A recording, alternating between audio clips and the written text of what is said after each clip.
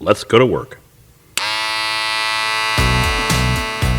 As barbers, we cut hair and fade all day. This podcast goes beyond the barber's chair and is about the rest of our story, positioning ourselves for success, avoiding costly mistakes, and continuing to grow and thrive as barbers for years to come. Join us as we look at the whole world of barbering and go beyond the barber's chair.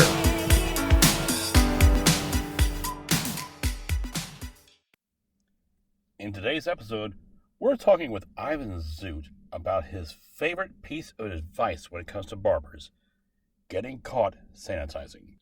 Ivan is one of the barbering industry's most respected educators, with world records in haircutting, and has written over a dozen books, including Be a $100,000 Haircutter and 100 by 100, 100 clients in 100 days.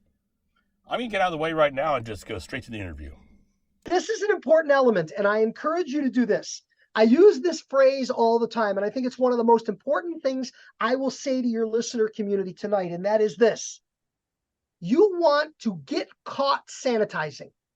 You want to get caught disinfecting. And what I mean by that is behavior related to sanitation and infection control should be done in visible range of customers.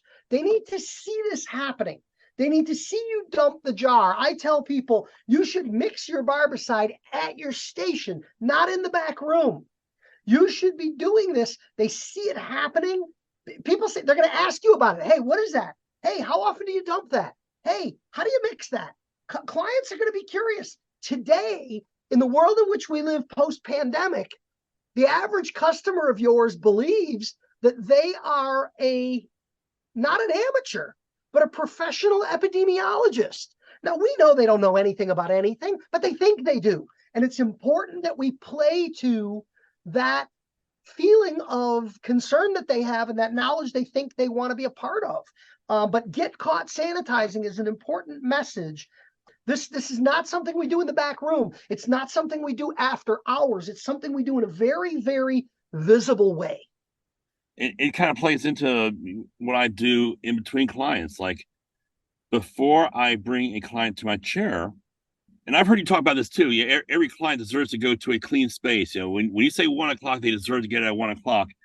And when they are waiting to get into my chair, I have gotten to the habit of telling them, give me a minute here. I'm going to clean up and sanitize real quick and disinfect. And well, actually, it's clean and disinfect are the words I use. Instead of just giving the whole list. And they get it. No one at that point is ever upset. No, there is like, oh yeah, you got it. And if you're running late on a haircut, I'm upset with you. If you're running a couple seconds behind because you're cleaning, no one's going to argue. That's it for today's episode of Beyond the Barber's Chair. I put links for my guests and for anything we discussed in the description. I hope you got something great and that it helps you as a barber and in life. If you like the podcast, I hope that you will tell a friend about it and subscribe so that you don't miss any upcoming shows. I'll see you next time as we go beyond the barber's chair.